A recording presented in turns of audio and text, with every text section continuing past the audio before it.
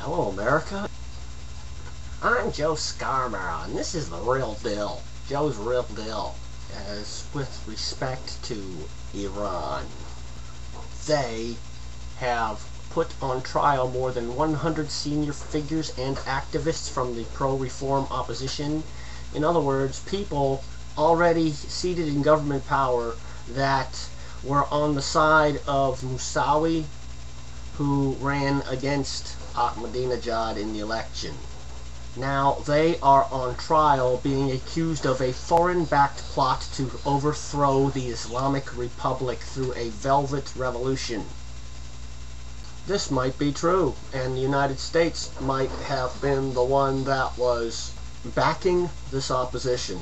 Now, it's time for the omen to step up to the plate, because this tactic right here, they're messing with people who may not be our enemies, at least, if they are not totally our friends and allies, kind of like in Iraq. And they have proceeded to make an attempt within their own country to take down the regime that was already in power, possibly, very likely, I believe, at our prompting and at our virtual guarantee of supporting them and standing behind them if they did so. And so they have done so. And now the regime that placed Ahmadinejad in power and still maintains it through most likely a dishonest, rigged, corrupt election, a re-election I should say, now is making a move against these people in much the same way as they make a move against our ships, military and civilian, when they go through the Straits of Hormuz in and out of the Persian Gulf. The one incident you saw about a year or two ago was something that happens all the time. It's been happening to Navy ships, aircraft carriers since the 80s. And I have first-hand knowledge of this, and so does any sailor that you ask who was on a ship going through that area at that time. Also, the Iranians are working in cahoots with the pirates. Notice we're getting into a maritime element here. The pirates who fired on a United States Army, I believe it was, Black Hawk. If it was the Navy, it would have been called a Seahawk, even though it's the same exact aircraft with a few minor modifications, such as a Seahawk is capable of folding blades for more compact storage on a ship, such as an aircraft carrier. The pirates and the guys in the boats harassing our ships in the Straits of Hormuz, and now Ahmadinejad messing with these people. It is all designed to get a reaction out of us. I guess maybe that's why the omen doesn't do or say anything public. It might be the strategic thing that he can stand behind. He doesn't really want to fight them anyway, so he can just say that these guys are just running off and they're trying to draw our fire so that they can have what they believe they can make a strong case for against the United States in the United Nations. Turn public perception around the world in favor of Iran versus the United States. Turn us into the bad guy because we're the big giant imperialist going around the world shooting little tiny boats with Africans in them out of the water, or with Muslims in them in the Straits of Hormuz, or in the case of the pirates, maybe they can say both Africans and Muslims. In the case of the government, the opposition, the quote-unquote Velvet Revolution, that is a term of like being able to take over the country legally through constitutional means and without violence and bloodshed. Yeah, but what color does velvet end up being half of the time? Oh, except for in that Bobby Vinton song, she wore blue velvet, na, na, la la la dee, da da da. Excuse me for that. Now,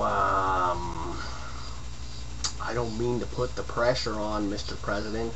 Anyway, Iran's putting on a lot more pressure than I am. I'm certain of that.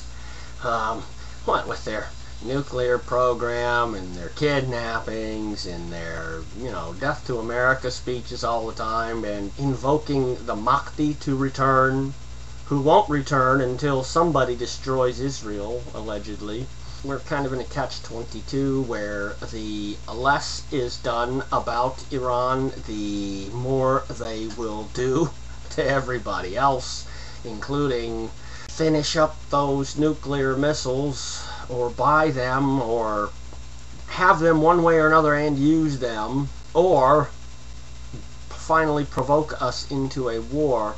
Hopefully there's something in the drafting tables at the Pentagon, somebody with a good idea over there of what to do, and hopefully it is preemptive as opposed to defensive, because if it's in defense, that means probably a nuke's already exploded somewhere and millions are dead.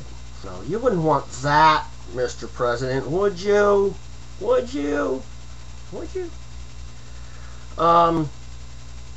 Now, oh yeah, the pirates and the Navy, the Iran Navy, it seems like they're expanding outward. Iran from its shores and the pirates from their shores off the coast of East Africa. And they pretty much have a tight, integrated, continuous, they are seizing the in the shorelines of all the countries of the Indian Ocean, from Kenya to Malaysia, the Straits of Malacca, the Andaman Sea, Indonesia. They're working up into the Philippines. The Philippines has had pirates for decades. There's just, wild guys out there that run around and jump other boats.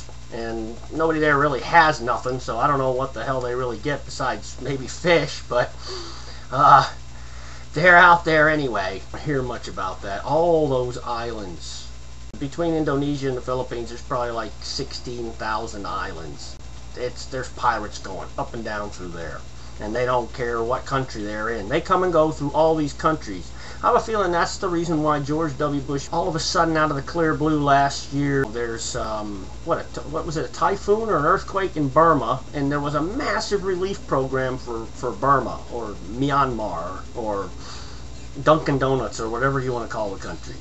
I think it has something to do with the movement of weapons, possibly WMD, through North Korea, through China, through Burma, and into the hands of pirates and back and forth. The axis of evil is still real. I hate when people have to tell you that something is real, because that usually means that it's not. In this case, nobody's told you that it's real for a long time. Nobody even talks about the axis of evil. Since, I don't know, George Bush's first term, nobody mentioned the axis of evil. And it is there. It's there, man. And someday there's going to be loaded nukes, if there's not already, riding out on the ocean. And there won't be a damn thing. They'll be loaded. And the button will be in the hands of Ahmadinejad or Kim Jong-il, yeah. Or his son, even. More likely. And somebody's going to use one somewhere, or threaten to use one, unless demands are made. And if those demands are met by the ones who are being scared out of their pants, then they got us all by the balls, man. Just by saying, oh, you better do this or we're going to blow up this nuke. And there won't be a damn thing we can do about it. Hate to, piss on your parade and ruin your day, but maybe your day needs to be ruined.